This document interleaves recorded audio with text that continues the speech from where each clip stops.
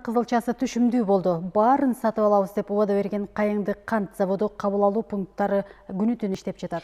Бирок суткалап кезек күткөн дыйкандар нааразычылыгын айтып даттанууда. Кызылчанын кумшекерге айлануу процессин кабарчыбыз Актилек Гүлжигит кызы барып көрүп келди.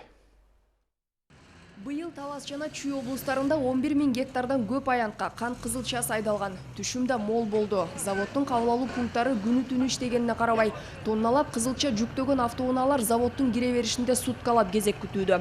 Дыйкандар кабыл ала турган жайлардын кыбырап иштегенине наразы. Түнкүсү мен деп кругло сутка кылып иштеди, кругло сутка кылып иштегенде бирөөсүн иштетет, бирөөсүн иштетпейт. Эмне десе пересменка жок. Ошол баары. Ушинтип атып эле чогулуп атат, мына элдин баары. Канча ел турат мына? Жүздүн.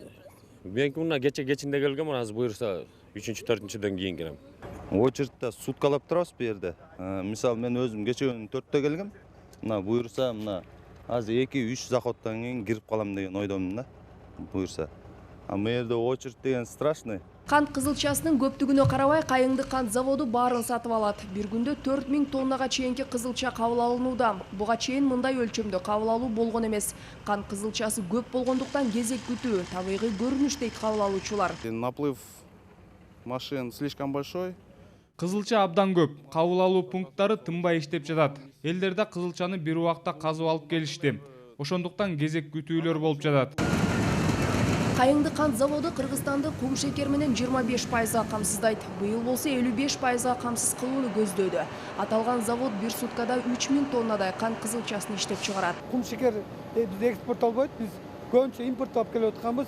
Ошо 20% өзүбүздү камсыз кылса, калган 80% бизге мына Азербайжан Республикасынан, Белоруссиядан жана сырттан келип атканда. Анан быйыл билесиздер, биз Евразиялык экономикалык биримдикке киргенден кийин 100 000 тоннага биз тростниковый сахарды квота алганбыз. Бул деген кошунасы жок. Кыргызстанга алып кирип кайра иштетсек болот. Ал эми кызылчаны иштете турган дагы бир ири өндүрүш. Шопоков шаарындагы Кошой заводу 2007-жылдан бери иштебей турат.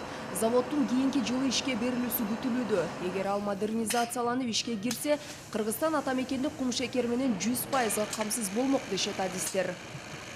Актилек Гүлжигит кызы, Сиязбек Нурманбетов, Коомдук биринчи канал, Чүй облусу.